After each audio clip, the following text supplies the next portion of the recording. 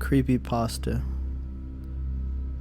is defined by Encyclopedia Dramatica as the internet definition for short stories designed to unnerve, disturb, elicit a negative emotional response from, and scare the reader. As with anything found on the internet, the quality varies widely from one example to the next.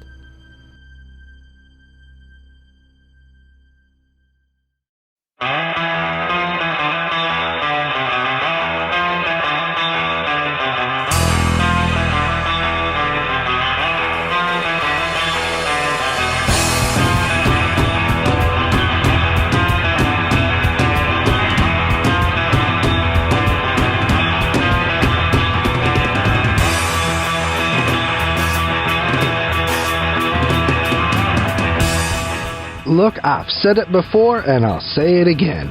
Content is king. So if you have some content you need created, hit up iopvideo.com. Video production, podcasting, you name it, we can do it. iopvideo.com. We make things look pretty.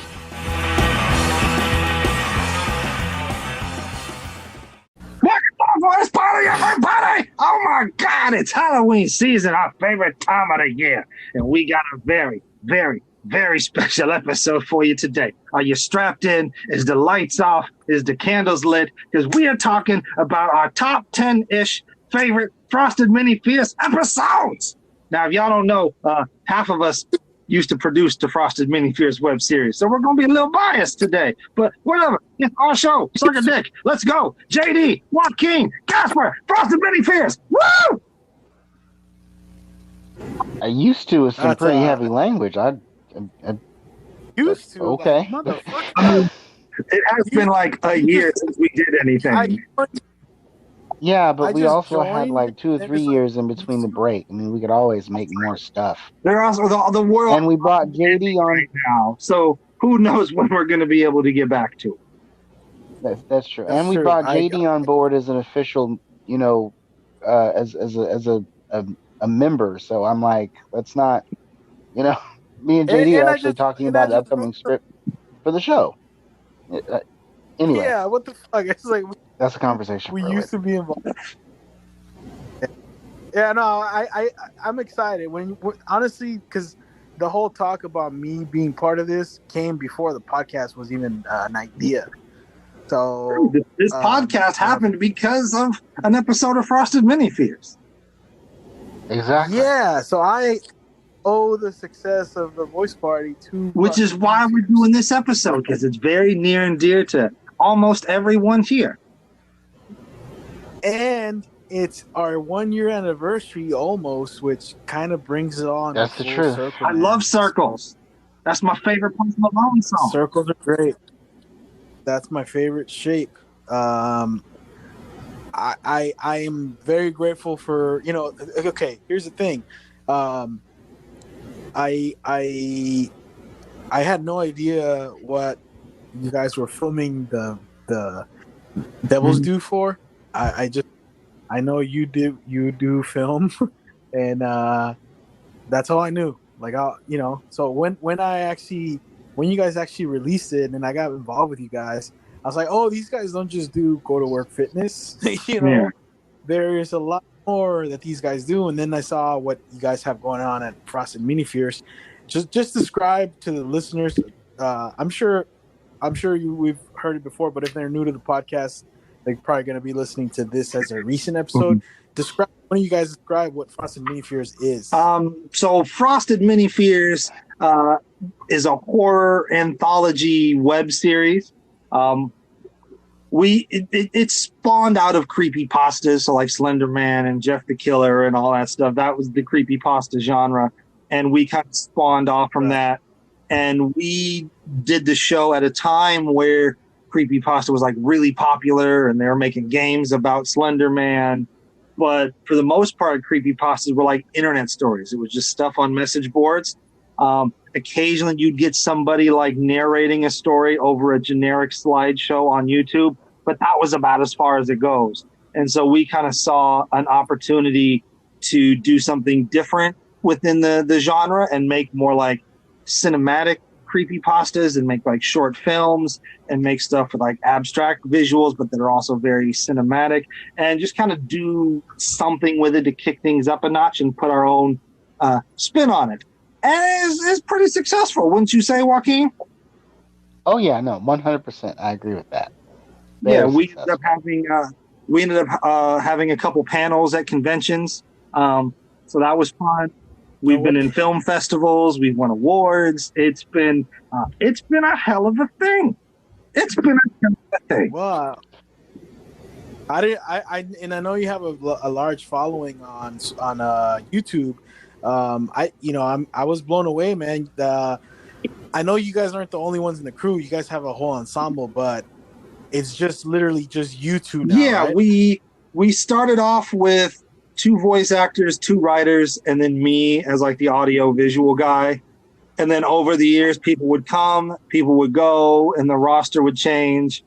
And as of October 2020, it's me, Joaquin, and JD as the surviving cast members. So you say surviving, but I'm brand new to this.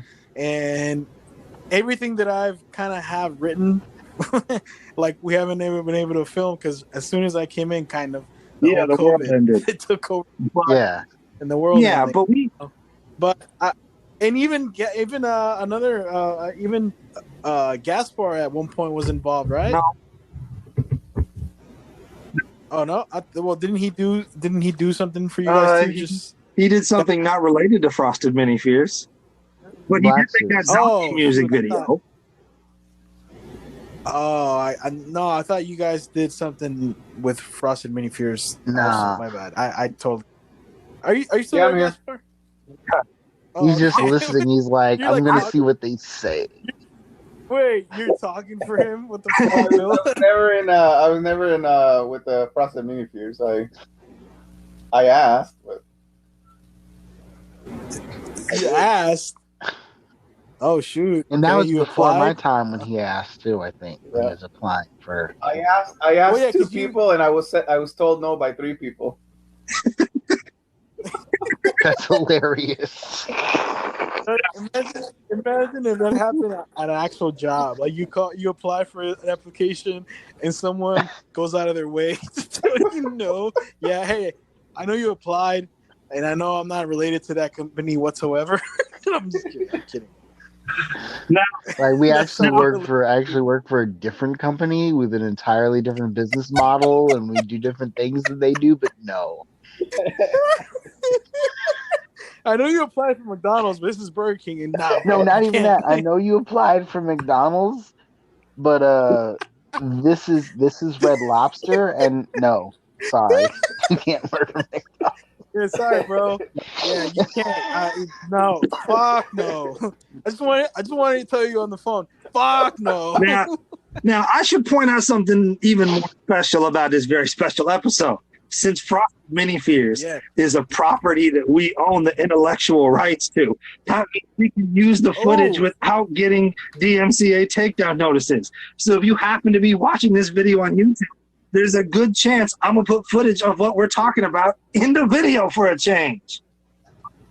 That's a first ever. Because we're finally talking about something we own the rights to. Ooh, yeah, that's. And while you're at it, if you're a listener, you're a subscriber to the Voice Party, why don't you go ahead and just subscribe to Frosted Mini Fears? It's all the same. There you go, baby. There you go. Cross promotion time. Cross promotion. I. You know what? Okay, all right. Here, I'll say this because we're all gonna talk about this, but God damn it, I want to talk about it first because I was very honored by you guys. My whole introduction to this thing, I'm sitting at home. I have a show on Saturday, and it's Thursday or whatever, or Friday, and I'm nervous because I have to come up with jokes about cats. That's the whole. I did that show.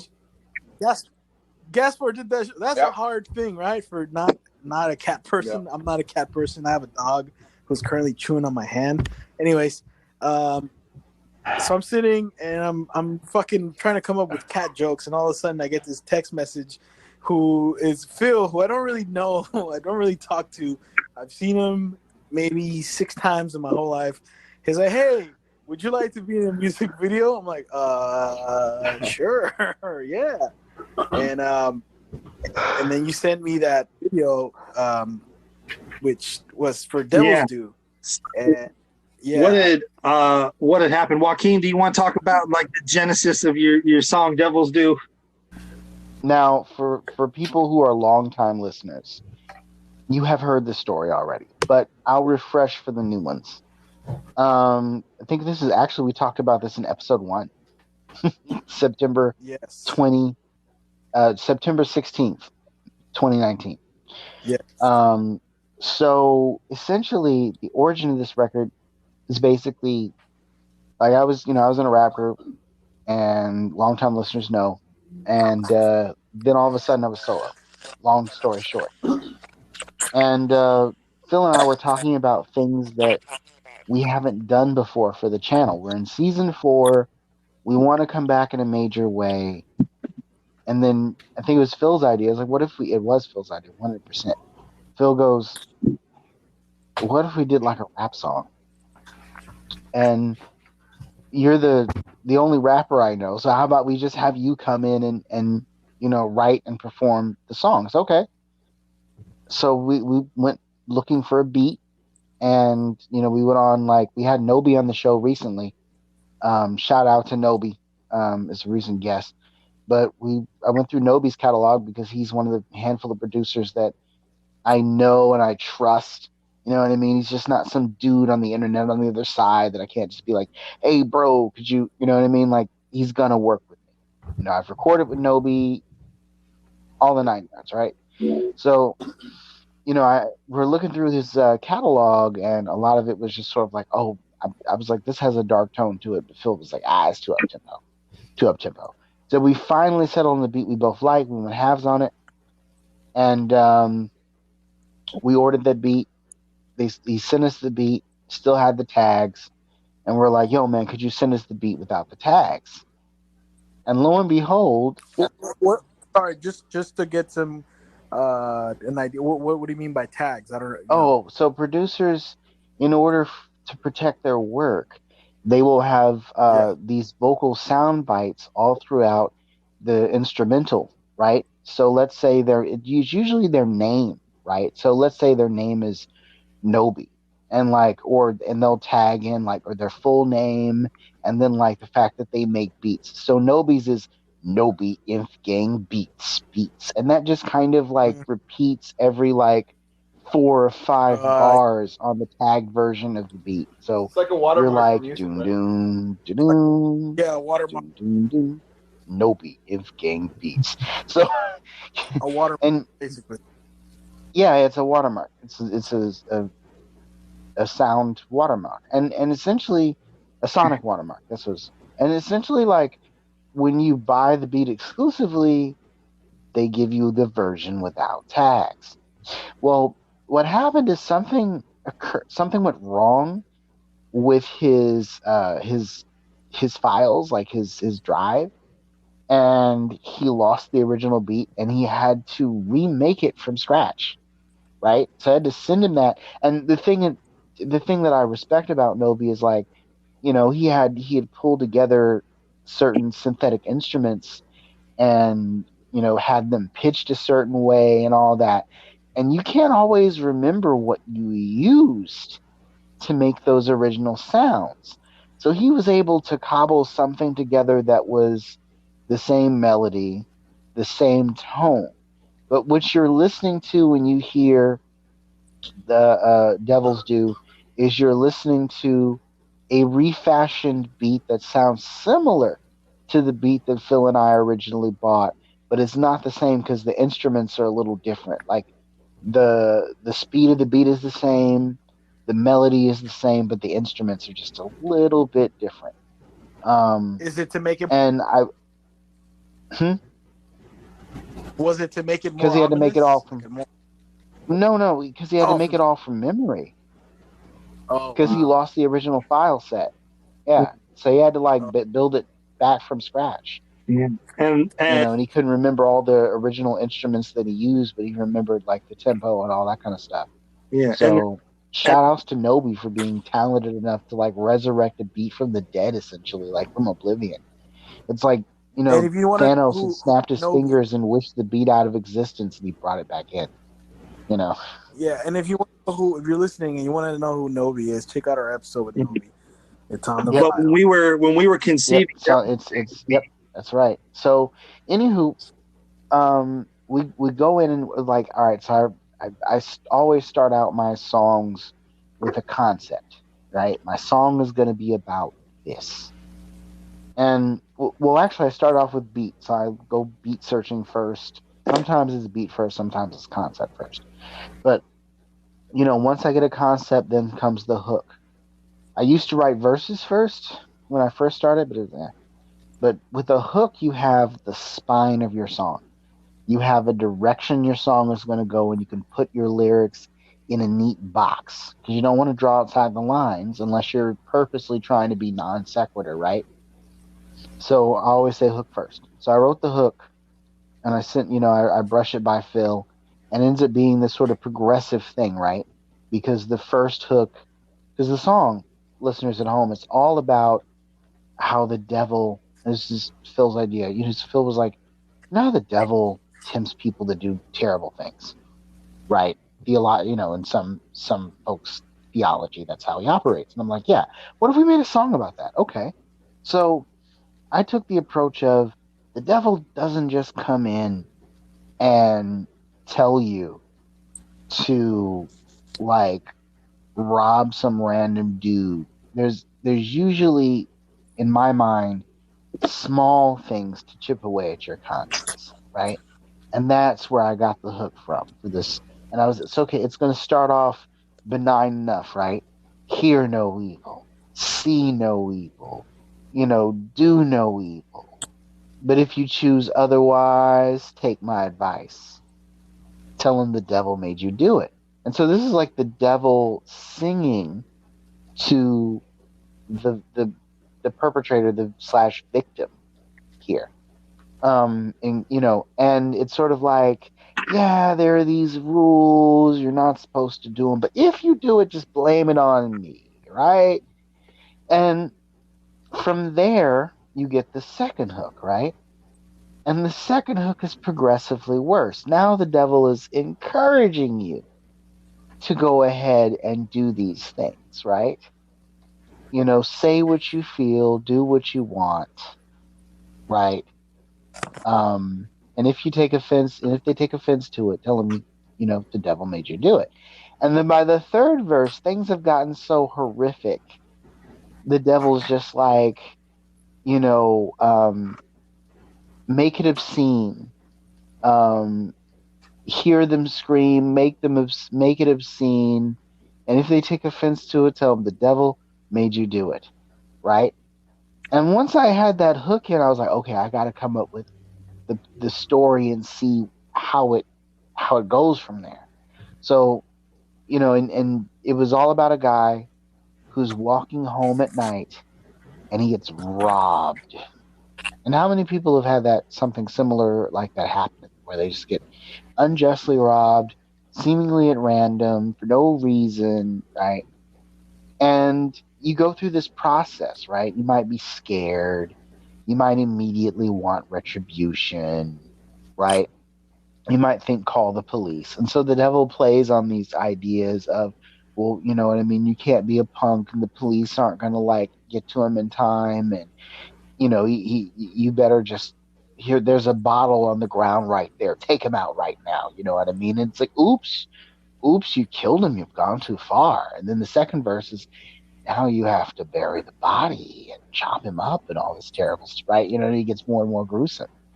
And then the video treatment really pulls it together. And this song is meant to be on like my first solo album, which has been delayed thanks to COVID-19, called Tales to Astonish. So it's really like sort of a double marketing tool, and the video ends up being, because one, it's showing you this, I mean, as an artistic point, it's showing you this dope hip hop story that's a horror story set to hip hop, meant to be something to like expand our channel a little bit, but at the same time promoting my album. You know what I mean? And this is the first music video for Frosted Mini. Yes. Yeah, no, I was saying like when we were conceiving the video, we wanted to do different things for season 4. We wanted to branch out and do short films. We wanted to do audio stories. And we had this idea to do this music video. And when we were conceiving the song, we were conceiving the story in tandem with the song. Like I think even when I was pitching the idea to Joaquin, like there were certain visuals that like I had in my head that I wanted. And he would write those into the song. And we even like storyboarded it out. And originally we were going to put Nobi in the video, but for scheduling reasons, it didn't work. He wasn't able to make it. And so it was like the 11th hour and we were trying to think, well, who else can we put in this? Because, you know, we didn't want to push it back. And we didn't know when he was going to be free. And I remember you had done that zombie music video with Gasper. Masterpiece. A masterpiece, okay? And so I was like, oh, Evan's in the video. JD knows Evan. JD's been in a music video, sort of. I've worked with him. So let me reach out to him and see if he's interested. And so what I had done is I sent you a message, and this is the first time I had done this, but I actually like storyboarded this whole music video out, like shot by shot.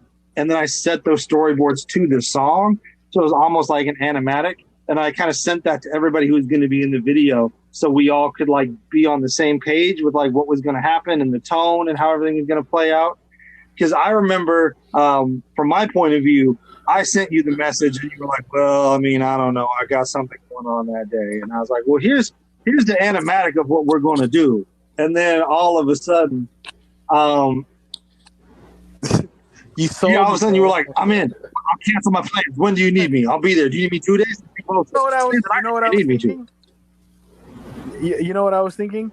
What was going through my head when you sent me, asked me if I wanted to be in a music video. But I was already in the music video. Like, what could literally top that, man? I don't think.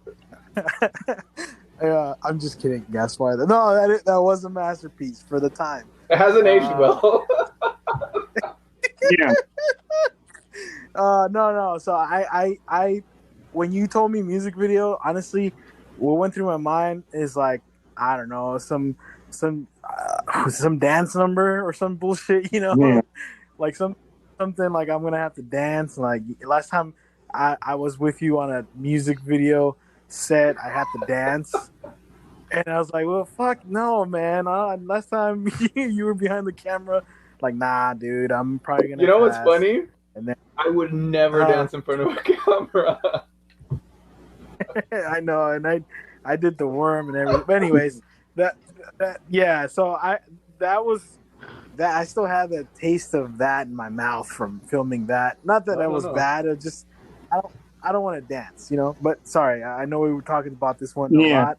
We have more to cover, but I'm glad that happened because it really, like, I'll say this, that whole experience changed my life. Yeah, no, because what was crazy is like, we know how it was filming like Gaspar's music video, but with this one, because it's like I do this like for a living, like I make videos like professionally, so like I had storyboarded everything out and I had the storyboards printed out, and so literally like we're just like going down and going off the board and shooting this shot, check, shooting this shot, check, shooting this shot, check, and we flew through that thing.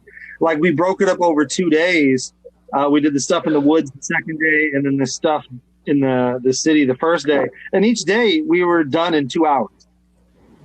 That was quick. That was really quick. I remember that. And we mentioned this before, but that was like the most easy, free-flowing shoot that we ever did. And I remember we took maybe 2-3 shots maximum of each thing we did. Yeah, because we had everything planned out, so I didn't need to sit there and waste time going, should this be a wide angle? Should this be a low? Should this be a high? Like I already had it planned out. So, which was great. And if you go, and I don't know if this is in the episode or if this is just when we were bullshitting with them, but when we had Tomorrow's June on the show, we were showing them that video, and they were like, "You shot that in 4 hours? It took us 14 hours to shoot the CAO video." Yeah, I remember that. That was in there when they had them on. Yeah, that's crazy. That to shoot a scene. I don't want to say who, whatever. To shoot a scene for something else I did. Not you, Of course, Gaspar. mine was a I'm masterpiece. not saying. No, I know, but it was well. This other thing was good too, but I just, anyways, to shoot one scene, it literally took us 45 minutes, and it was a scene that was like a second, and I was like, "What the hell are you doing, man? I mean, What are you it doing?" helps that there was like no dialogue, like nobody had to memorize anything. It's just like hit your mark, cool. Yeah, Yeah. right. Well, that so okay, so that was the first time doing something like that for Frost and Mini Furious. I want you to talk about, or you guys, whoever wants to go and like continue on their list, and maybe, because I know you guys don't want to mention stuff you've been heavily involved with. I mean, my list Not is wanting to be biased, but for me on my list, I know it's gonna be biased, but that's my favorite. One of my favorite Frost and Mini Furious. And I'll put it at the top of my list because it literally had an impact on me. Yeah. And you can, it's not a lot of videos you can go on YouTube and say, "Oh, this changed my life." And it's like, it's not that I found like whatever like fame from that video, but I discovered YouTube, and now you're like some of my closest friends. Okay. So I'll put that on. I'll put that on the top of my list. All right. Joaquin, what's next on your list? Do you have another favorite on your list? I want to hear yours before I go down mine. I want to hear yours, bro. Well, instead of going all the way down we'll ping pong. We'll go back and forth. Okay. All right. Well, I mean, we just covered one on my list. I want to hear one on yours. You want to hear one on my list? Okay. Yeah. I'll be honest. I didn't really arrange these from like worst to best. I literally just looked at the YouTube page and was like, "Oh yeah, I like that one. All right, I like that one too." Yeah. Let's see here. What's one I can do? Oh, you know what? Here's what I can do. One that's on my list is actually one of. Actually, I think it might have been the first or second thing we had you write for the show, Joaquin, and that's Last Man Alive. Oh my gosh, that was on my list too, just because of that reason. Okay. So go. For those of you who don't know, there's one idea I had. I think it was season 2 when we did this one. Is there's the short, creepypasta or short horror stories, but there was like one sentence horror stories that I had found, and there was one horror story where it was literally just the last man alive here, knock on his door, fucking scary. And I was like, well, what if we fucking flesh that out into like an actual story? And I remember we had just brought Joaquin in. I think he might have done like our promo for our Fanime panel, but that was maybe it at that time. And it was me, Chad, and Joaquin having a little powwow. And we're trying to like hammer out, like me and Chad are trying to hammer out the details of this story, like plausibly how would this work? And we're trying to figure out the logistics and have it make sense. And nothing's working. We're banging our heads against the wall. And Joaquin was just like, "You mind if I take a stab at it?" And we're like, "Yeah, go ahead." So then like we moved on to something else. And then Joaquin was like, "All right, here's what I got." And he read it off to us. And me and Chad looked at each other and looked at him. We were like, "Save, press save right now." And that one was which one again? So this one's called Last Man Alive. Last. Yeah, basically it's about a kid who was playing in this old well in their backyard, and he tripped and fell, and the fucking sky fell. Fucking 2020 happened, and then he just comes out as well. Fucking everything's leveled. He's the last person alive, and he spent years trying to find another human being. Hasn't found any, and he's just going crazy from solitude. And then lo and behold, there's a fucking knock on his door.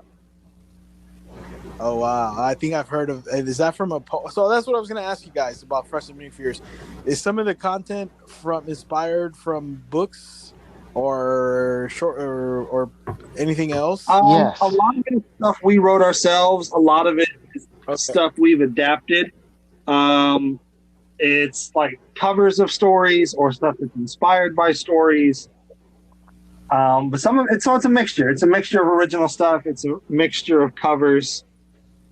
Joaquin, what are your memories on Last Man Alive? I I remember writing the promo, but I kind of feel like Last Man Alive was my first day on the job, legit.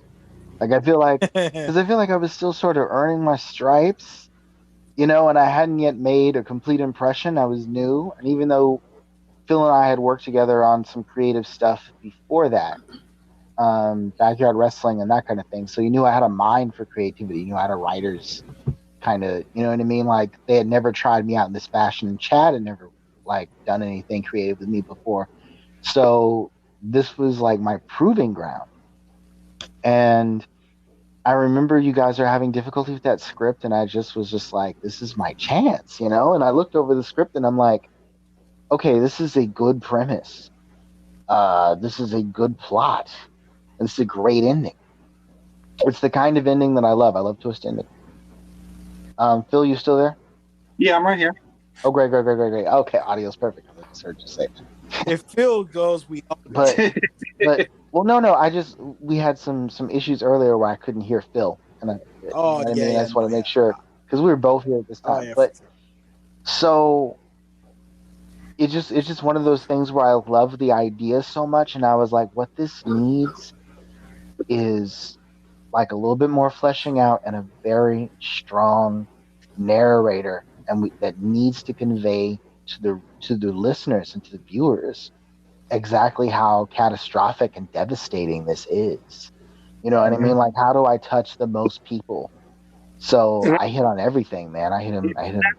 And that was another thing, because at the time, the way we had it is we had Chad and Sal, who were writers. We had Carlos and Efren, who were our voice actors. I was like the behind-the-scenes producer. Occasionally, Chad would narrate something. Occasionally, I would narrate something. But we essentially had like dedicated voice actors. But we tried something different because we were so impressed with like the way he like his treatment on our story. So, and I knew he could act. So we like let him narrate it. And I remember like when we were recording his narration, like he'd get through the whole story in one take, and it was perfect. And there was no flubs, and like all the nuance was there. And me and Chad were like, fucking one take, holy shit. Because normally with our voice actors, people flub, you got to start over, there's some editing magic, there's multiple takes. Motherfucker knocked it in one. I mean, it helped that it was short and that I wrote it. You know what I mean? Like that helped. It's kind of like rap training.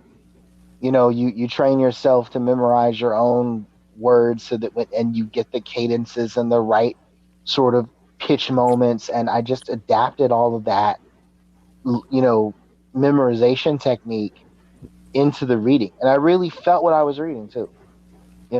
Like I was very passionate about, man, the world has really ended, and I just got into that character. It's a desperate, lonely character. Yeah, and I remember one of the things you did that like I really like impressed me and Chad was when me and Chad were like debating, like, well, how does the fucking world end? And I was like, a nuclear strike. And he's like, there's no fucking heads up. Nobody on the planet has a heads up that there's a nuclear strike. And so he wanted to do like a meteor strike. And I was like, no fucking scientist has a telescope, really. And so for like, we're going back and forth trying to figure out how the world was going to end. And in your story, you kept it vague. You just, that was the day the sky. Would asymptomatic virus ever come up? Asymptomatic viruses never came up. But when you did walk in your script, you kept it vague. You just said that was the day the sky fell. And I was like, oh, shit. So. Yeah, I really like metaphors and hyperbole. So that too comes from like that poet rap background. Yeah. But I was just like, look, we don't have to know the details. We just need to know everything went to pot. So that's on both of your guys' lists? Is that what I'm that was on both of our lists. Is that just on your list? Gasper, do you have a favorite Frosted Mini Fears episode? You haven't said anything yet. I don't know the name of it. It's the one where you guys used like real footage, or I know it's on the first season. You used real footage of some girl in a elevator. Oh, that's the Cecil Hotel. Cecil Hotel. The Cecil. That's on my list too, man. So what that was is there was this woman named Elisa Lamb who they found her like in a water tank on top of a hotel, and no one can figure out how she got in there because they had to like cut the fucking tank open to get her out because it was sealed. And so her death was a fucking mystery. And Chad had written this story about it, and I literally had like no footage to work with. I had to pull shit out of thin air to make this happen. And Chad was basically just like, here's some news reports talking about what happened, and here's the unedited security footage of her tripping in an elevator. See what you can do with it. And so I had to like pull this out of thin air and make this happen. So I like took the elevator footage and I like chopped it up, moved shit around, and I used jump cuts to make it seem like she was in the elevator longer than she was, to make her behavior more erratic than it really was. And I used the news reports to kind of emphasize, hey, this is fucking real. As creepy as this is, fucking real. But yeah, that was one of like our first ones to, I mean, we've never gone viral, but that was like one of our first ones to like really like catch fire that we got a lot of response to. And that was a popular story when it came out. A lot of creepypastas were made from that. So that Cecil Hotel one, it was refreshing because there's a lot of history with that hotel. Aside from Elisa Lam. What was her name? Elisa Lam. Like aside from her, there's a lot of other stuff connected with that.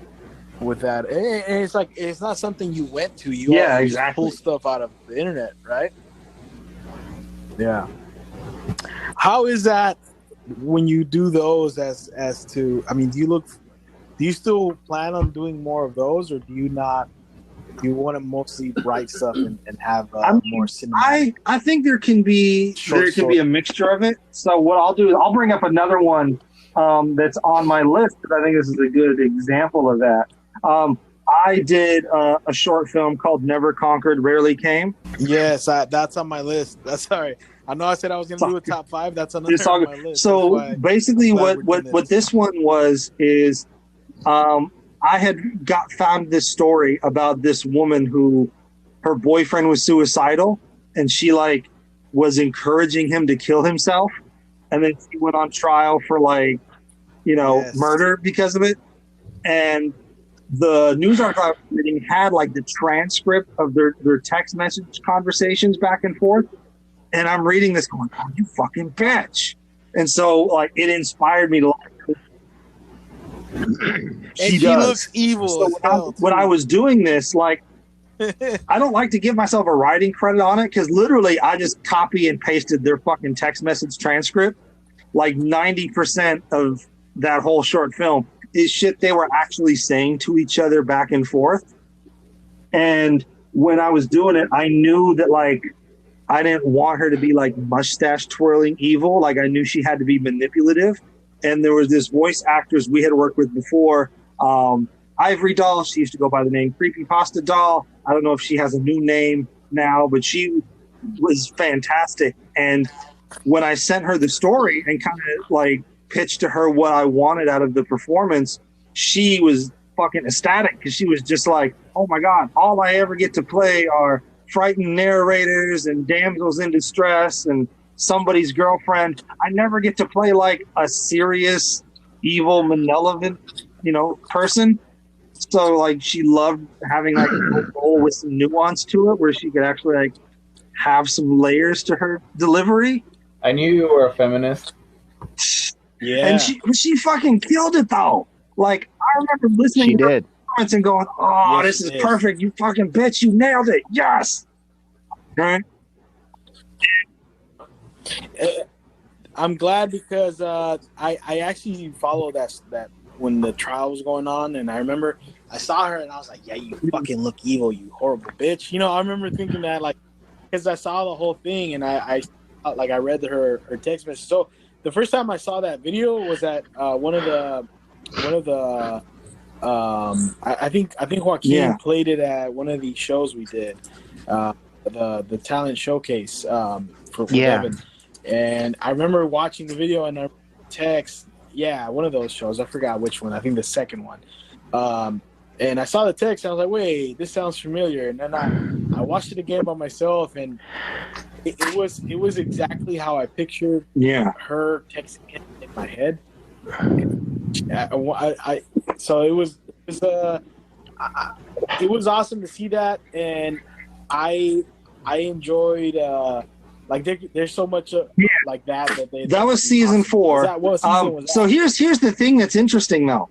Like I said, about 90% of that is true. The ending I changed the ending because in real life Conrad died from fucking carbon monoxide poisoning, which I allude to in the video in the film, but then he doesn't go through with it.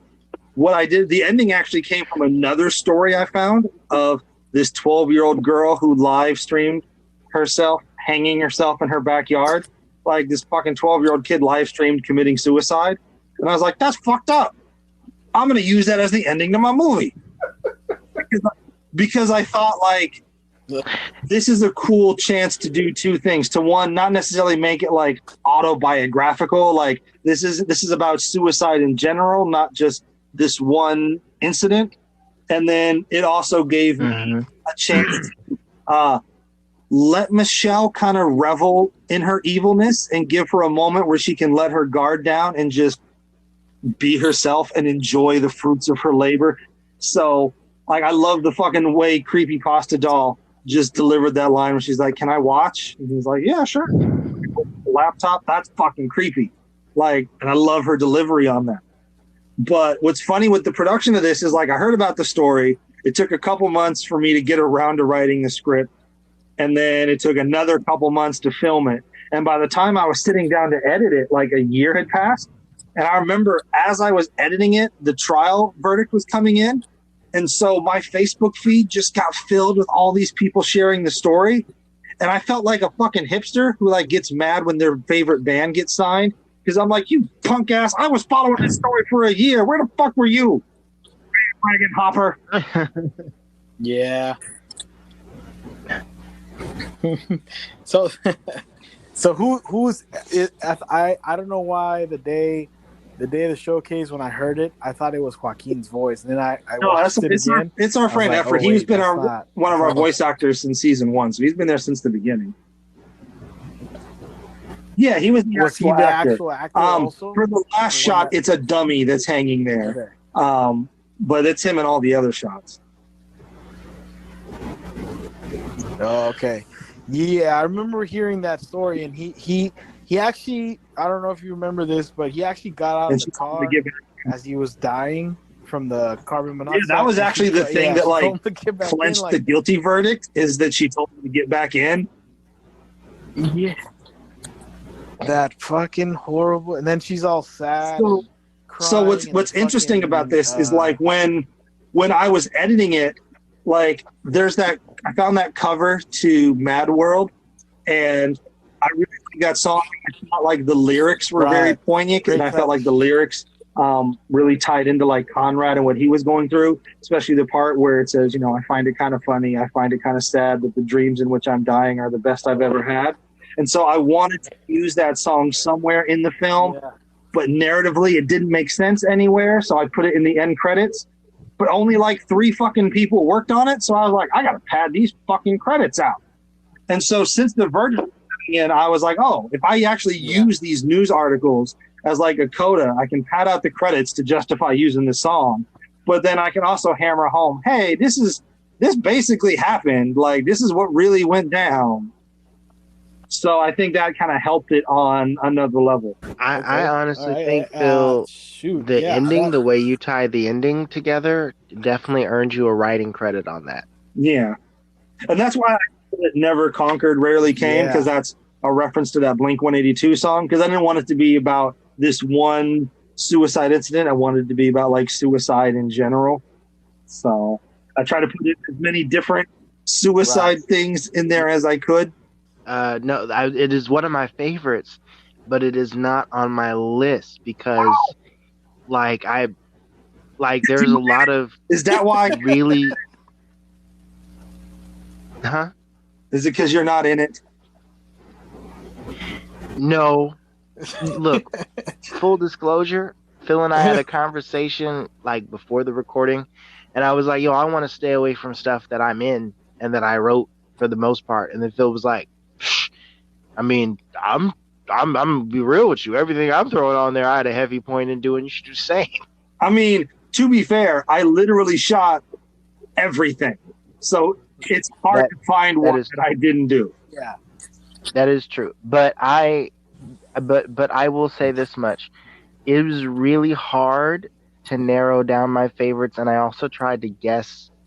I even tried to guess. I was like, all right, what is Phil gonna put on his list, and what should I like? Because I'm a fan of 90% of everything on the channel, and I'd really tried to give a deep dive and service some episodes that I consider to be like classic.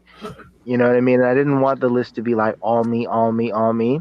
And I figured, well, Phil, I said, Phil would be crazy not to put a Barely Conquered, Rarely Came on his list. So I also had some inside information, some confirmation, but before that, I was like, you know what, I'm not putting it on there. But I would like to add a little tidbit about it, though. Yeah. That film also ended up at a film festival. Neither me nor Phil could attend because Phil, I think, was either unaware that, until it was too late, and I was sick as a dog on the weekend that they would have had it anyway.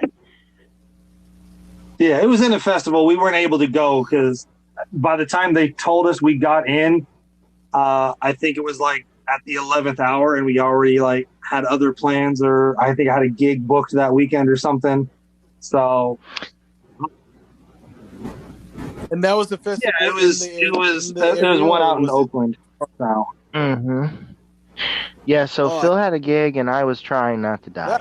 Yeah. I was vomiting up pea soup, and yeah. So we got more to cover. I wanna skip move on to the next one on your list. You want to know what we just did one off of my list, but okay, I can do another one unless does Joaquin want to go? Oh, sorry. Okay. I didn't know we're going back and forth. Let's go back and forth because there's going to be some overlap.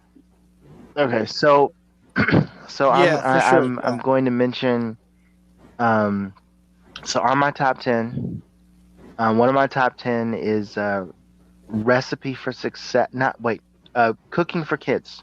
It's easy to get those two mixed up because one follows the other, but Cooking for Kids was the first Halloween special that Frosted Mini Fears did.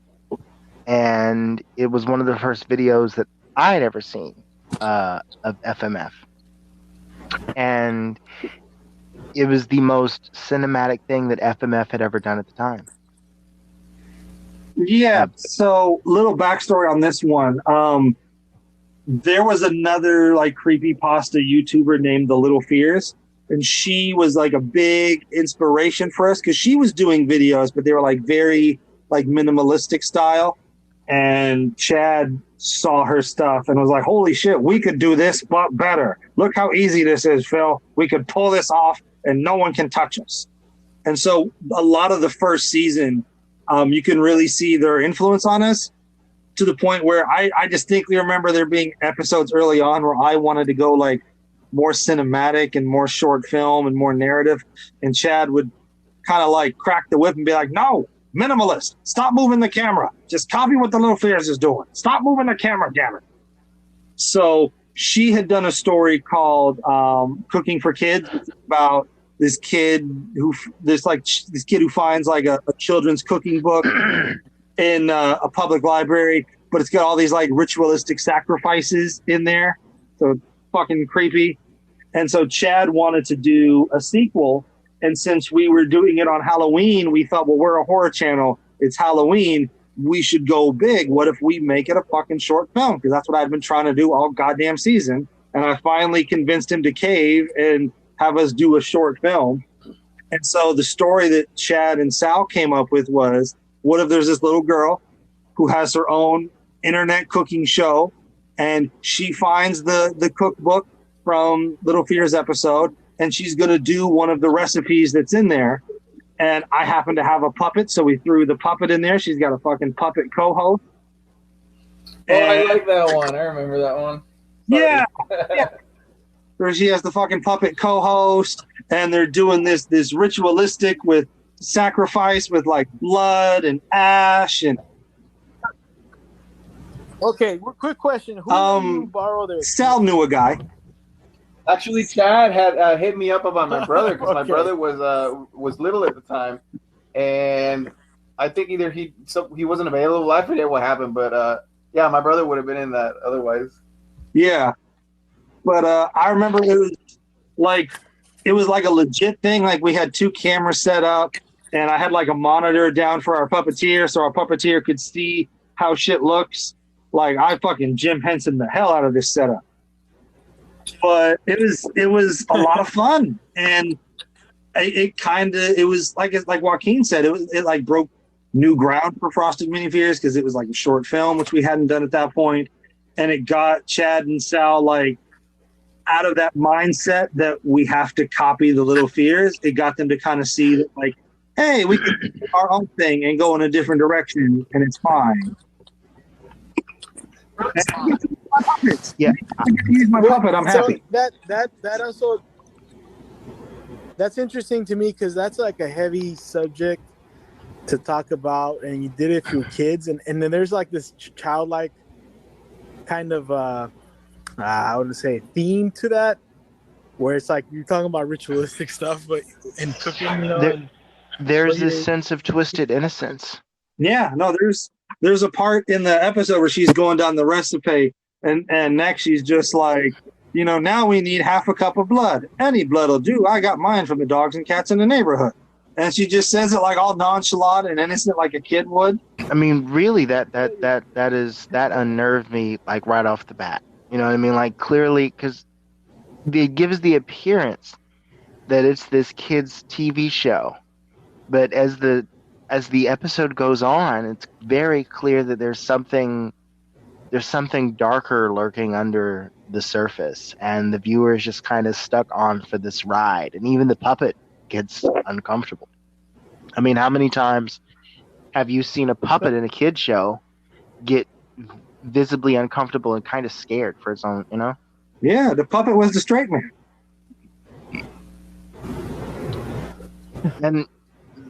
And like one of my favorite endings of any horror story is when they leave you with the feeling of dread, like something's about to happen that isn't going to be good, and then they don't address exactly what that is. They leave it up to your imagination. That moment when her father comes home and she's like, "Dad," with the knife behind her back, "Will you help me make something?" It's like, oh crap. Yeah. The film has it all, you know what I mean? That brings up another question for you guys. I wanted to ask this maybe when we were done with the whole list, but I'm wondering, have you ever like got a little not uncomfortable, but something kind of bummed you out while you were either doing research for the Frosted Minifears or while you were doing it? As far as like out, I don't know. Okay, I'm going to talk about an early one that's really short and most people overlook, but it's going to tie into getting bummed out, right? We did a creepypasta called Creepypasta, okay? And literally, it's a bowl of pasta and a glass of wine on a table as our narrator like reads the definition of creepypasta. And then at the very end, the pasta fucking wiggles a little bit. Short, sweet, to the point. I fucking love it. The visual effect was super easy. Like we literally just had my friend like push on the fork a little bit, and then we masked his hand out so that way it looks like the pasta is wiggling on its own. But when we got done, like we didn't have fucking white wine, so we just used like olive oil and water to make it look like wine. But genius. When we were done, we're just like, all right, who wants to eat the pasta? And my fat friend Carlos fucking shoved people out of the way so he could scarf the goddamn pasta down. And he was real bummed out because it wasn't very good. I mean, it was made to look good, not taste good. So he was a little disappointed with the pasta. When you were doing the one about the suicide, that's what I meant. Like, so here's the shitty thing about doing fucking 20 scary stories every year for 6 years straight. Like, you get kind of desensitized to shit after a while. Like, I don't know if I should reveal this, but I'm going to do it anyway because we're an hour in and most people probably aren't even going to make it this far into the episode. So here we go. In the fucking suicide one I did, right? I actually managed to find the video of the 12-year-old hanging herself on Twitch, and I superimposed it onto the laptop screen. So you see like the legs dangling there. If you look on the laptop, it's the video of a girl who.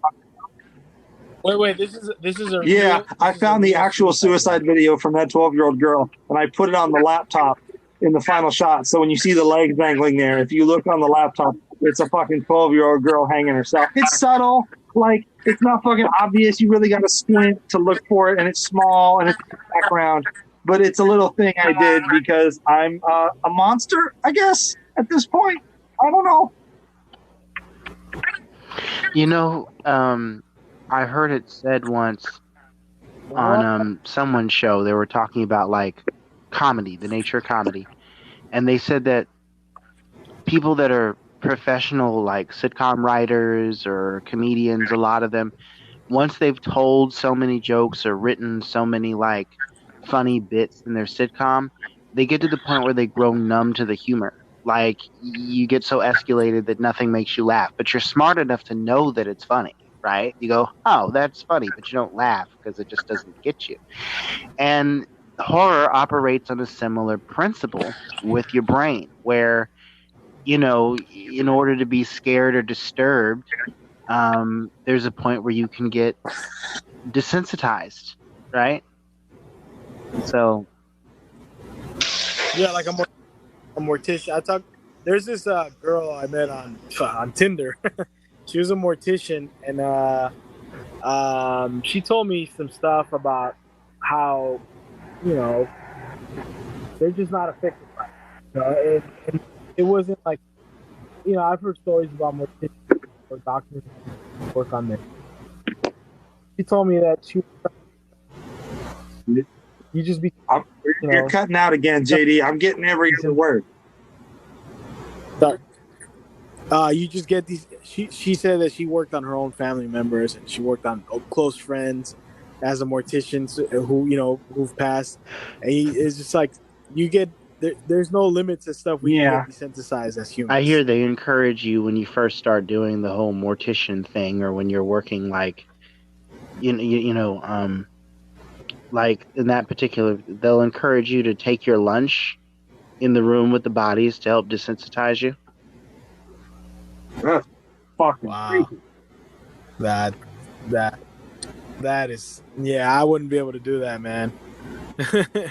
No. Anyways, so what next one on your list? So we're going back to Phil. It's now Phil's. So let me bring up my list here. What's another one on my list that I could talk about? Okay.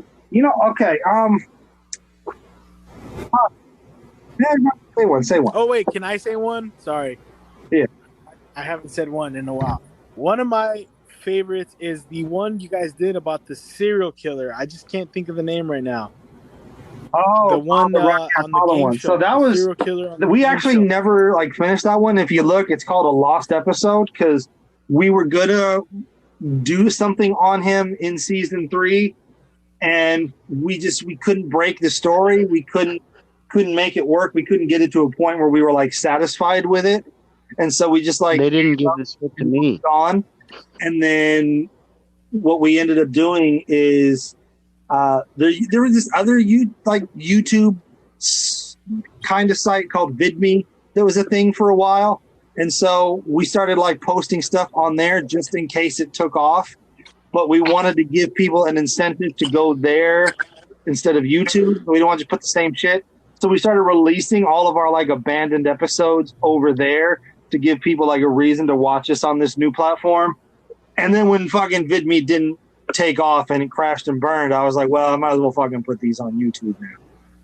But yeah, that was one where there was this, we found this guy, Rodney Alcala, who was a serial killer, and he was very charming, and he kept getting away with it, and he was on the fucking dating game. And we're like, this is fucking creepy here, but we couldn't break the story the way we wanted to. So, and he's that I actually okay. So that came up on my feed before I even met you guys. That whole the video, like it came up on my feed randomly one day, and I watched it, and I actually, because that guy is not like Richard Ramirez. He wasn't like or Ted Bundy. He wasn't that prolific. But I was like, this is a real serial killer. Like, holy shit! Like, how did I miss this? And the fact that he was on a game show makes it creepier, man. Yeah. Like that's because in theory that's supposed to be like a safe place, and oh no, it's not. Oh man. So no, and then he's still alive. And you can go talk to him and interview. I don't remember if I put this in the video or not, but like when he would go to trial, he would like represent himself. He would like defend himself, and he'd like question himself. He'd be like, "Now, Mr. Alcala, isn't it true?" Wow. We should interview that guy for an episode of Frosted Minifig. That should be. Yeah, describe the murders. Yeah, no, fuck. Yeah. What was going through your head when you were on the game show? Yeah, exactly. That's a part of that kind of because when you think of serial killers, and then maybe we can touch on this more with like killers in general. I don't know if you guys ever sat and watched one of these interviews with killers. It seems like they can't get out of that, but a lot of these guys that they're being interviewed, they're in jail already, so they're like, you're fucked. You see the remorse when you're getting the punishment. But that guy is like sitting, and at that point, the dating game, and at that point, he's already probably killed a few people, right? Yeah, so it's like that fucking guy had a smile on his face. He looks like a charming young guy in the 70s, a hippie, and meanwhile, who knows how many people he's already killed? Jesus, that's like that. Aside from the content, it was like a story I never knew about, so that was interesting to see, and I appreciate like the whole documentary. That was the direction I was thinking of going, because with stuff like that, I'm just like, the fact that this is real makes it even creepier. You know what I mean? Yeah. With stuff like that, the direction I was trying to take was like a documentary style to play that up, but I couldn't break the story in a way that I was satisfied with, so we fucking gave up, moved on, ended up releasing it as a lost episode. Okay. Well, that was one of mine on my list. I'm glad you liked my half-assed attempt at a story. No, that was not half-assed, man. You got to stop giving yourself half credit.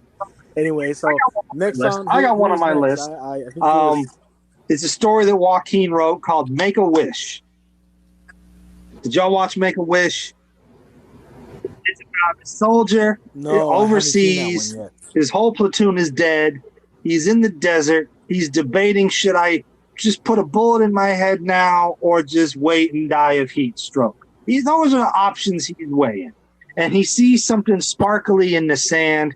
He picks it up. It's a fucking oil lamp. He's dusting it off. A goddamn genie shows up. He's like, holy fucking shit, it's Robin Williams. The genie starts granting him wishes. All hell breaks loose, right? Wonderful fucking story. What's crazy is when Joaquin turned in the script, spoilers, we ain't got a lot of money. So when I'm reading this story about like an Iraqi soldier in the desert and a fucking genie and him teleporting him to all these different places and all this mobs attacking him and almost even attacked by sharks in the ocean, all I can think is, how in the fuck are we going to film this? Like, what the fuck? And like, we would do like some abstract visuals here and there, but they're usually tied into the story. And I'm like, I can't just have a 15-minute shot of a lamp in the sand. That's going to be boring. So I came up with this idea to do something unique. And what I did is I got some props together. and I did a photo shoot with my buddy. I put him on a fucking like white backdrop, dressed him up as a soldier, gave him a toy gun, gave him a lamp, did like this whole fucking photo shoot with him. And then I went and I photoshopped him in the desert and photoshopped him, in an alleyway. And then I took those Photoshop drawings and I turned them into like illustrations and cartoons. And then I took those illustrations and I turned them into comic book panels. And I added word balloons to each one. And then I took those comic book panels and I turned them into pages. And then I took those pages into After Effects and I animated the pages turning and I animated the camera moving from one panel to a next. And I made a fucking like motion comic for this story. And it came out really nice. Like it's been in my portfolio ever since. Because it's literally like the fucking cover opens, we zoom in on the first panel, we move from panel to panel as the story progresses. We hear the voiceover, we see the word balloons. Came out fucking great. It took like 8 goddamn months to make this thing happen. It was so fucking in-depth. It was way more work than it was worth, but damn if it didn't come out nice. Now, I can't remember if I sent the script in before I went in the hospital or after. But because I think I was still like able to type and send stuff while I was like recovering more or less.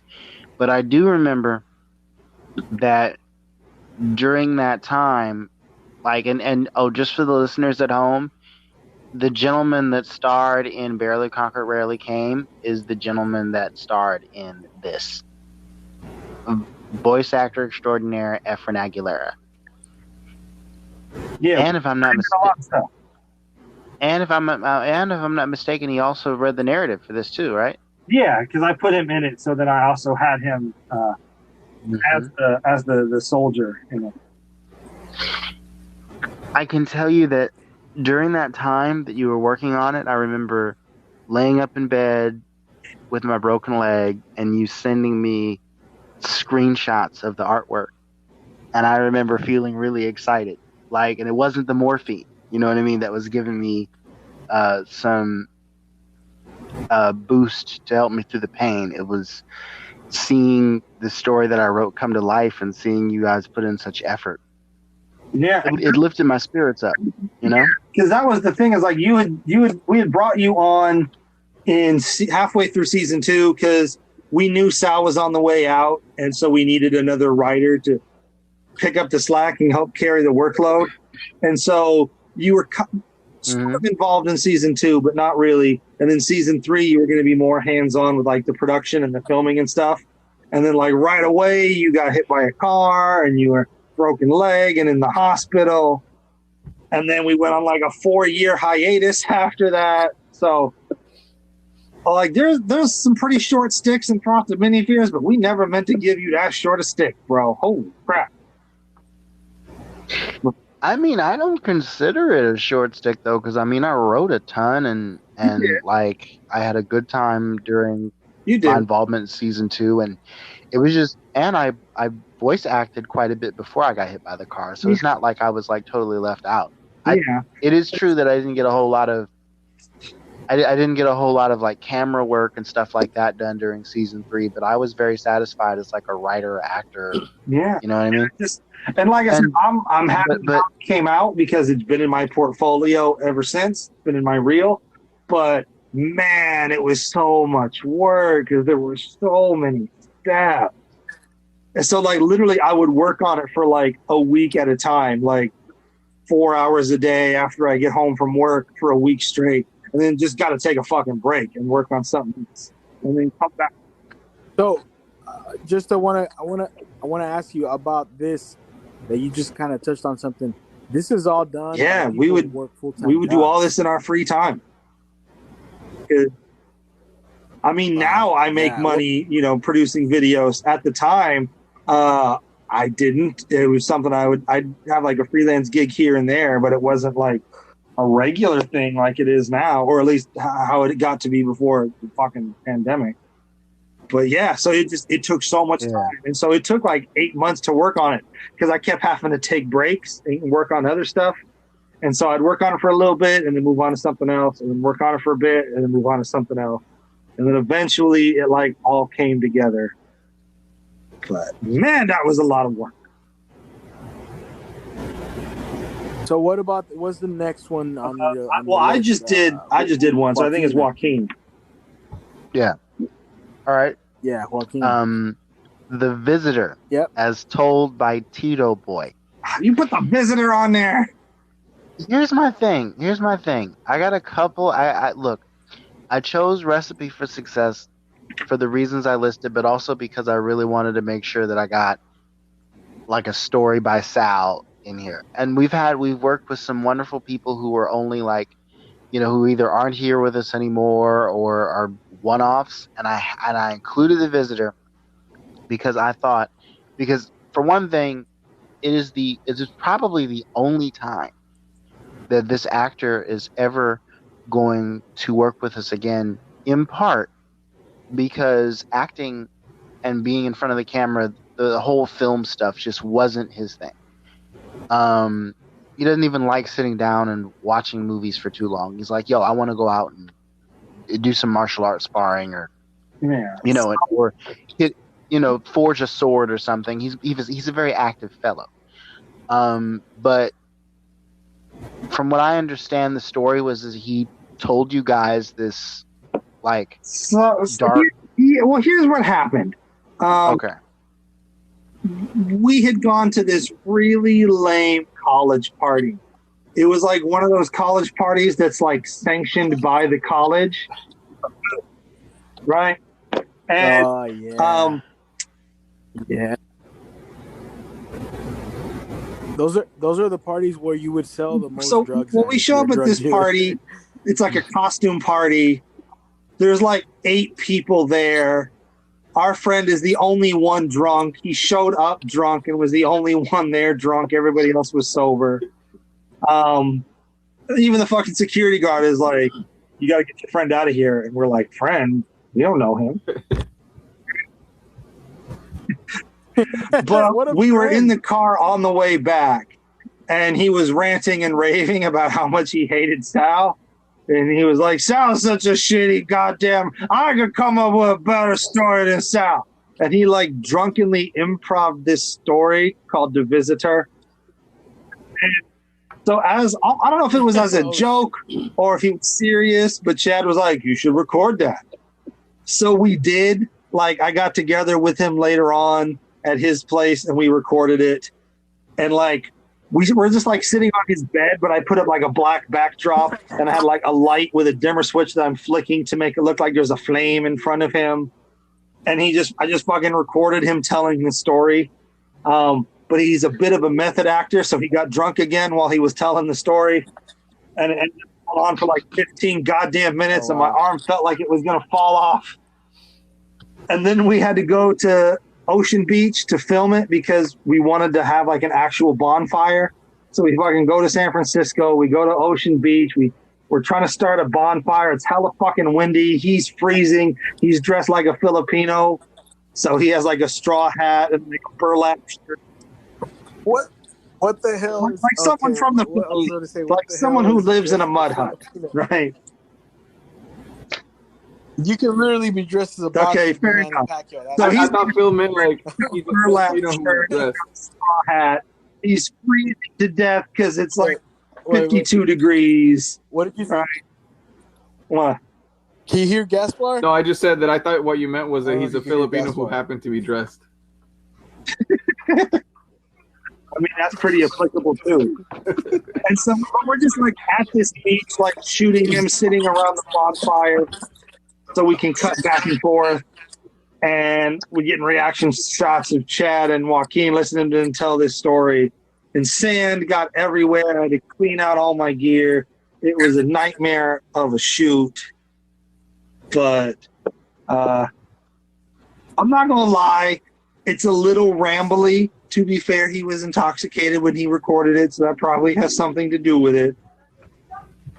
But, yeah, that was... Okay. And then that was on your list. My list. I really enjoyed his thick accent. I liked the way he told the story and how he added character to it. And I remember like how it took us forever trying to get the doggone fire started, to the point to where he had to like go over to another another bonfire and just be like, hey, can I bring some fire over? And he came over like, I have fire. Like it was like Prometheus, but no, it was a once in a lifetime performance. I felt like he had a great thick accent on. He looked like he belonged on someone's island, you know what I'm saying? And yeah, that's one of the films that stands out for me. It was a very, I had a good time at the beach. It sounds like Phil doesn't remember it as fondly as I do, but yeah, it's definitely one of my top 10. Okay. Okay. All right. What about going back to one Phil, more thing about it, having a ghost story, or rather like a supernatural story from another culture, I thought was really, really exciting. That was one of the things. Like, I'm sorry, now I'm done. Okay, all right. So let's go through the next one. Well, I'm trying to think. What I have left on my list. I put too many things on my list. I need to learn how to fucking count. All right. You know what? Here's what I'm gonna do. Bam! I'm gonna talk about Tolerance. Do y'all know Tolerance?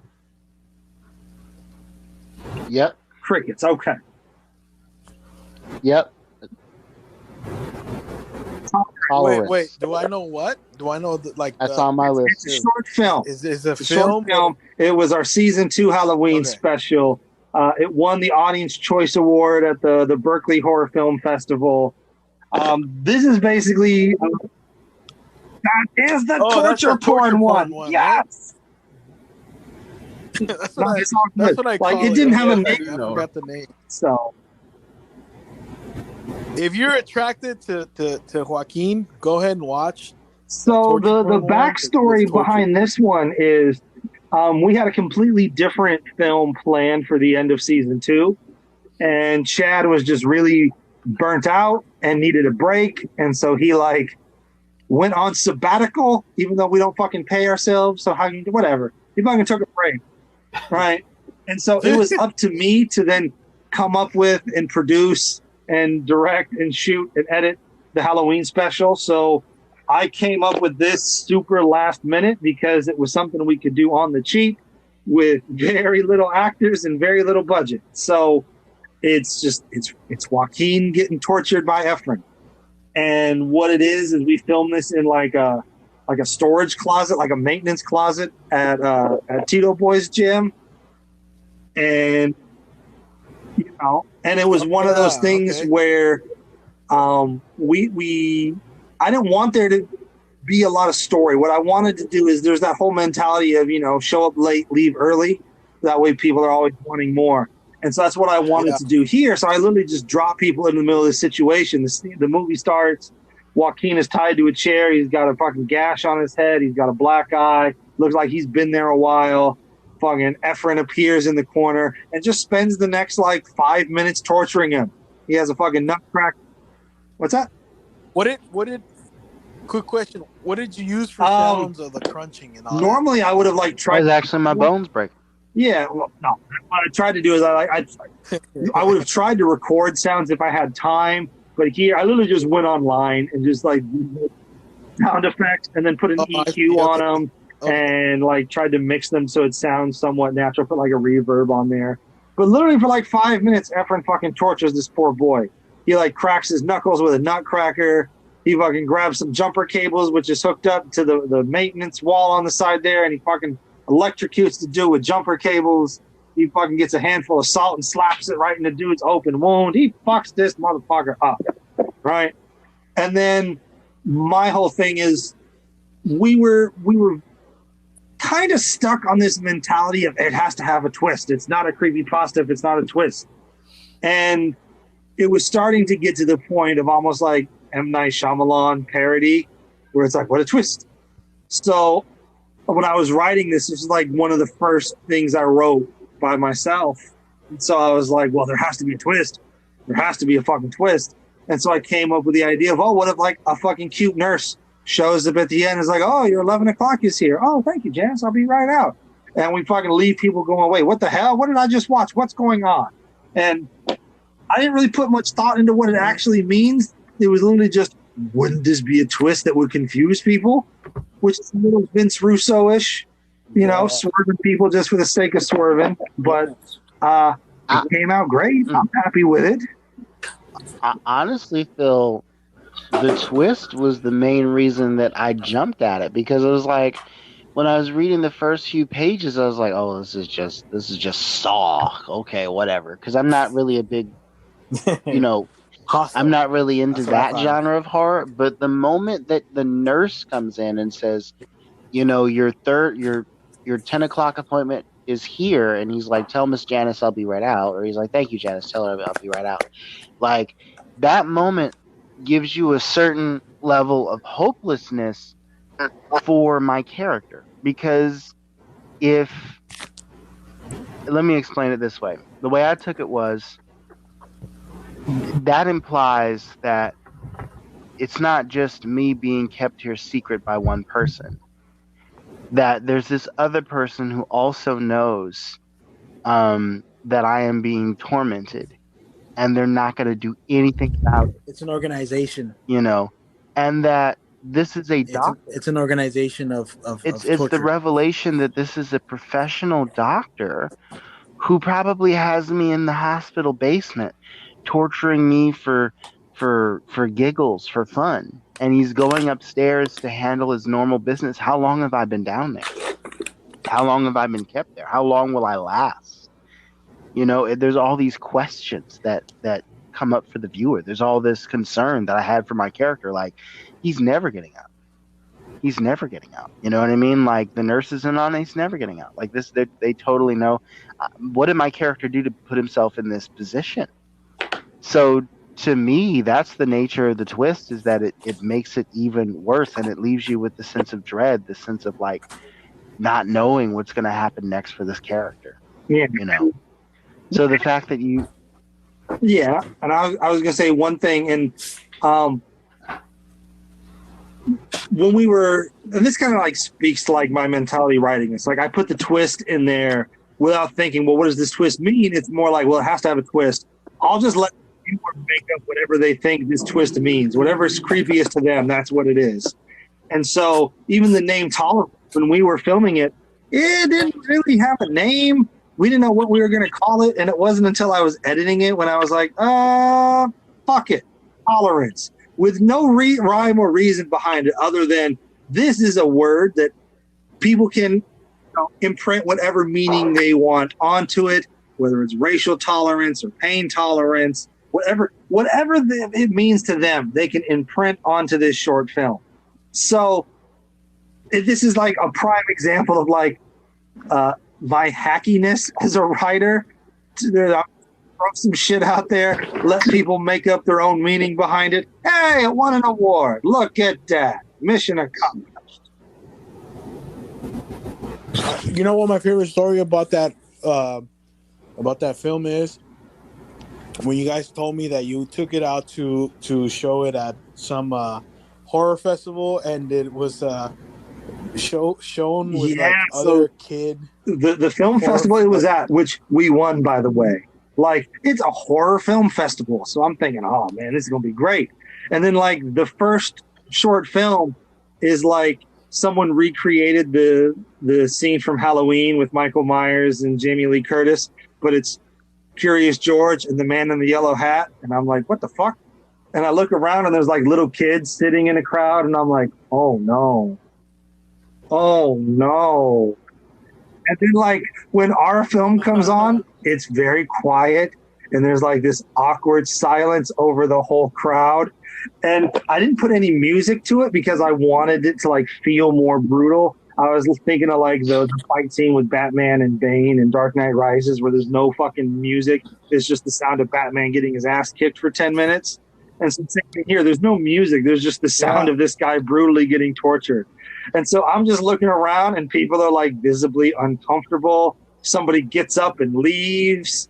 And then like when it finishes, there's not even any music over the credits. it's just a loop of Joaquin like whimpering in pain, and then fade to black, and then there's like this delay, and then a slow applause, and I'm like, oh, this was weird.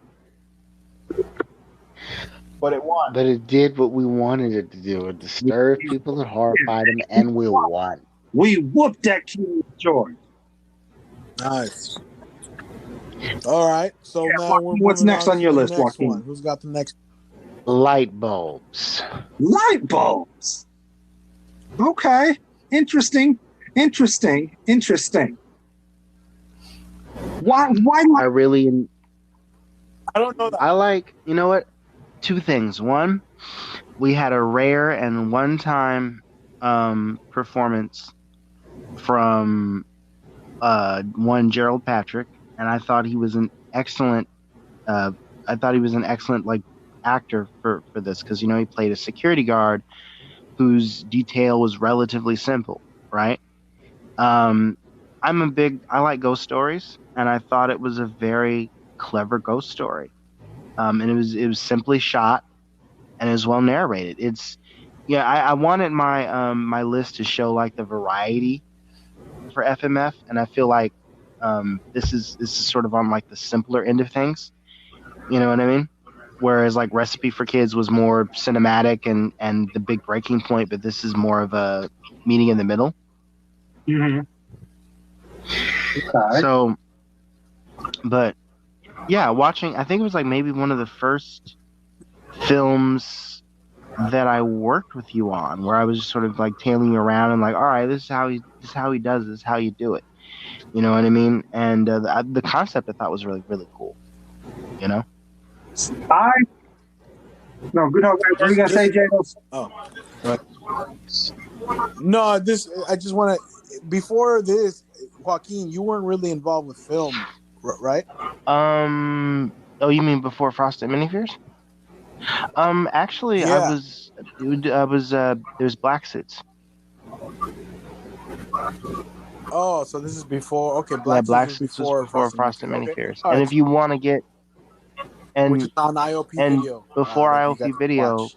there was also the backyard wrestling stuff, which I came up with scripts and storylines and ideas for, and was a creative force behind, and even manned the camera once or twice back in the PWL days. So I've kind of been at least dabbling in film since I was in high school.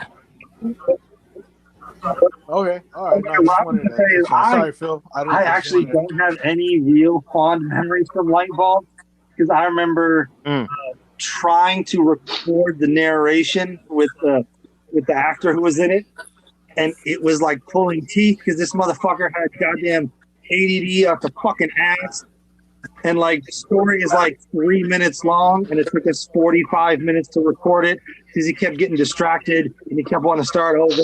And he'd get like one sentence out and be like, "Hey, you guys hungry? We should get lunch. What do you want? Do you want to get Jack in the Box? Burger?" And we're like, it literally got to the point where me and Chad were like snapping our fingers and jiggling keys, like, "Hey, over here, focus. Can you write on the Yeah, chat? I think who you that might was? have had I bet I know. ADHD or something. But, you know, the end result was nice. So what, you were working with? You were working with Buddy the Elf? I might as well have. We'd have got some work done. He wasn't one of our regulars. He had done like an episode of Black Suits with us and directed an episode of Black Suits, And actually. I'm trying to give him a chance, and holy shit, no wonder that motherfucker never did nothing. Yeah, he was probably better at directing actors than he was at reading scripts or. Okay. Yeah. All right. But, I got one. okay. Fuck. I still have a bunch of lists. Some of these aren't going to Which? I think I'm gonna do. Oh God. You know what? We got to talk about this. I'm gonna talk about Live Evil. Word. Live I Evil, intended it to be No, it's Live Evil. building. Oh, it's Live Evil. Oh, shoot. This Okay. was to date the last episode of Frosted Mini Fears. This is how we ended season 4. And what was crazy about it is it was very thrown together last minute. Like, you remember, Joaquin, we were trying to come up with an idea for the episode, and Chad was burnt out. We were all kind of burnt out, and we're out of money and out of time, and we were just trying to think of something simple that we can knock out in a weekend. And Chad had come up with this idea of, well, what if it's like, you know, a guy being chased and then the person chasing them is themselves. And that's literally what we had to go off of. That's all we came up with in like a 45-minute brainstorming session. That's all we came up with. And in his initial pitch, you didn't really see the assailant until the very end, I don't think. Like the very last thing. Yeah. And yeah, you fleshed that out quite a bit, my friend. Yeah, we did. And I was trying to think like, okay, well, there ain't a lot here. So the world that we're going to be in is going to be doing most of the heavy lifting. So we got to have some interesting location. And I had found that abandoned ghost town out in San Jose called Drawbridge. And I was like, well, a fucking ghost town, that's perfect.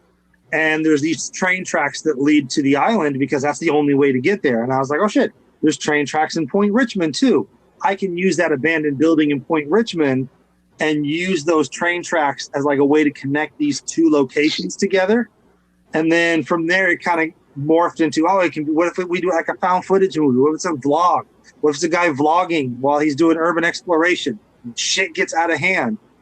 And the reason why I love this episode so much is it reminded me of like the good old days of Frosted Mini Fears, because by this point, the show, we've been doing it for so long and we've gotten so good at stuff that like everything was meticulously scripted. Devil's Due was storyboarded shot for shot. Like we would plan shit out. And with this, we had like a rough outline. Like we knew some story beats we wanted to hit, but most of it, we just fucking made it up while we were filming. Like me and Joaquin just like hung out in Point Richmond and came up with ideas like, oh, what if you do this? Well, what if I do this? What if I turn around and you're fucking there? And then I turn around and you're not there. Oh, fuck, where'd you go? Like shit like that. And we like made shit up as we went and we like improv the whole thing. And it was very kind of freeing to do that because then when I'm sitting in the edit, I can kind of piece this story together and shape it. And I have all this freedom to try out different things and figure out exactly what the story is going to be. And we had a lot of fun doing it. It was very freeing. It was very laid back. It was one of the chillest shoots we had done. And a lot of it was because we had all this experience from doing everything we'd done on the show before. So it was at a point where I'm just like, oh, I know how to do this effect here because I've done it before. I know how to do this effect because I've done it before. So we were able to just be real free while filming this. What are your thoughts on Live Evil, Martin? Since you were in it mostly. Yeah, you were. Yeah, you were the well, you know star. what? I love filming Live Evil. I was on board the moment Chad came up with the concept, and I was like, "That's brilliant!" Like in my mind, I'm like, "Okay, you're gonna have this dude with a hoodie, who's like running around." You know what I mean? And then the way we fleshed it out, and the way we ended up telling the story, like the convention of literally going from one world to another, essentially, like the character kind of gets transported based on where he's running to and who he's running from. That was a lot of fun. I pride myself on like, I'm gonna like crank out the script and come up with this outline and then get this story going. And it was like, I think the first time that I had been involved in a film where everything was completely run and gun and we just sort of made everything up as we went along. And I really enjoyed it because it was a fresh experience. You know what I mean? And I can't remember.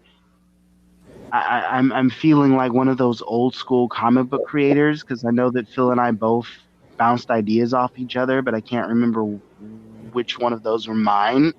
You know what I mean? Yeah. It's like, Stan Lee, how much of like Fantastic Four was his and how much was Jack Kirby? And it's just kind of like, 50-50 split. I don't know. But that's how organic it was. Yeah. And I remember it was crazy because when we went to that ghost town, like it's like a 2-mile hike there and a 2-mile hike back, and that was pretty brutal. And then you have to like walk along these train tracks to get to the ghost town, and the train tracks are still in use, so you have to time. That was the hardest part. So you have to time it so you're not on the tracks when a train is coming. So that was a thing. And then the whole island is sinking, so like it was actually really dangerous to be there. Yep. But yeah, it was a lot of. It's weird because I'm really happy with it. It was probably the most fun I've ever had working on the show, and I'm very proud of how it came out, especially with how run and gun and loosey goosey and improv it was. You know, me being a perfectionist, like in hindsight, being a motherfucker, like looking at it now, like the only thing I kind of wonder if I should have changed is the way it is now, as I put credits in there, because I was really inspired by this YouTube channel called Local 54 that does that. And so I wanted to do that because I'm like, we have like the credits and then there's like a post-credit scene. And I'm almost wondering, like, would it have been scarier if it just ended there? If it just ended with a long shot and you hear the sounds in the distance getting fainter and fainter, and we just try and pretend it's real. Like, at the time, I didn't want to do that because I'm just like, I can see the comments now. We're going to have people going fake. You can see the cross dissolve. Fake. So that's why I put the credits in there. But I'm almost wondering, would it have been scarier if I didn't do the credits? And instead of calling it Live Evil, if I just called it something like Urban Exploration Vlog number 9, you know, and just try and pretend like it's real. I almost wonder if that would have made it better. Speaking of urban what was it? What are those videos called? Urban Exploration? Yeah, the Urban Explorers, yeah. Phil and I just talked about something doing urban exploration. So hopefully the next time we talk about anything. Yeah, definitely. I mean, it all depends on if the world is still on fire or not. Yeah. Yeah, because everything, there's nothing on Frosted Mini Fears that's scarier than 2020. Right. All right. Well, we have a lot of work to do to catch up to that. I think we're reaching the end here. We got about like 5 minutes left. Joaquin, do you have anything you want to close us out on? Oh my goodness! I don't even think we got done with our list, but I will throw out. Can we? I mean, we can. There's going to be more Halloweens. We can come back to this next Halloween. Yeah. Okay. And by then, hopefully, we'll have some new shit to throw on the list too. Agreed. That is very true. I would like to mention before we close out, Our Fathers has a special place in my heart because it was the first time that I directed an actor just on voice direction, and it was with our production assistant Angela, and she did a beautiful job playing this damaged daddy's girl. Yeah. Oh my gosh. You did a great job. She killed it. You got a great performance out of her. I remember that one fondly. Yeah, and I wrote it, and we did that. We got together, I think, a weekend or two before I ended up breaking my leg, and we handled that business. And she didn't want to do it at first, and I was like, she's like, well, whatever I can do to help out, because Angela's so sweet. But then she was like, I kind of don't, and I was like, Angela, trust me, if I didn't think if you couldn't do it, if you absolutely didn't have the ability to do it, I wouldn't be pushing you to do it. I'm feeling you can do it. You're exactly what I need. And then she listened to me, and thank you, Angela, if you are listening. God bless you. Like, you made it everything. And Phil, your editing, of course, is always top notch, man. Oh, why, thank you. But that was some of our favorite Frosted Mini Fears episodes. We're celebrating the Halloween season with some spooky shit. So I urge all of y'all, check out Frosted Mini Fears. Check out everything we talked about today. There's even more on there. JD, Gasper, do you guys have anything you want to throw in? Real quick. Yes, Phil is the heart that pumps the blood that runs through the fucking arteries of Frosted Mini Fears. So Phil, you are that for the voice party too. So thank you from the bottom of my heart. No problem. That's what I do. You rock, Phil. Yeah, dude. I just want to say that, and I'm excited to see something that I like contribute to in Frosted Mini Fear. So that's one It's thing I'm coming. excited about. It's coming, listeners. We're working on something. We're working on a couple of things actually. Something that I still need to I collaborated with Joaquin here. We spent the whole day talking about, which we still are working on, but I hope we can get the vaccine so we Yeah. can start doing this shit. Oh yeah. Right, so this is the Voice Party. Check out Frosted Mini Fears. Enjoy your Halloween season. You're probably not going anywhere because, the pandemic. But whatever. Enjoy some spooky shit. Make the most of your Halloween. Thank you for tuning in. We are out. Out. Mask guarantee.